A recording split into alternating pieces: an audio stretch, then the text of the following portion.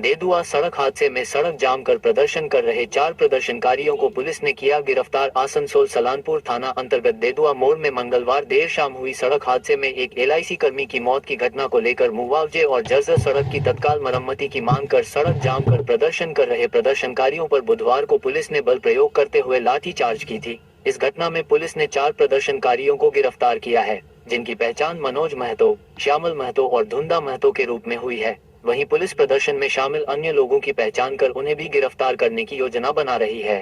দেখুন আমরা এখন পর্যন্ত যতটুকু বাইরের ইনফরমেশন পেয়েছি সেইটুকুতেই আমরা এখন ঝাড়গ্রাম যেতে বলেছে।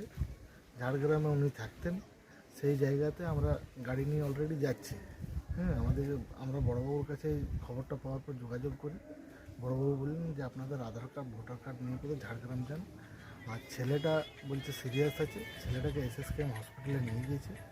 ওখানেও আমরা একজন রিলেটিভকে পাঠিয়েছি।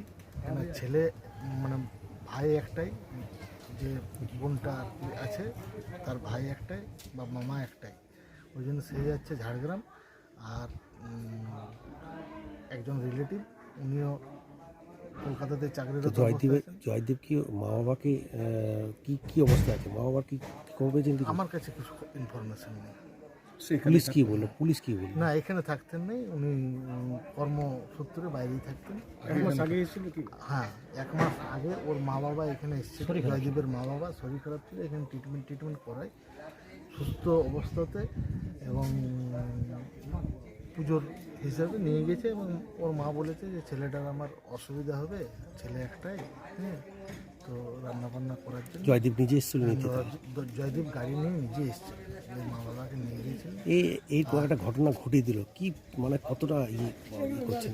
এটা ধরুন আমরা কিছু বলতে পারবো না, এখান থেকে বসে কিছু বলা যাবে না যতক্ষণ না মানে জয়দীপের ব্যাপারটা কিছু বুঝতে পারছি না। অত ভালো ছেলেও হয় না, ছেলের কোনো নেশা নাই, ভাঙ নাই, কিছু নাই, খুবই ভালো ছেলে, জেন্টেল ছেলে। কী করে যে ঘটনাটা এবারে দুর্ঘটনায় বলতে পারেন।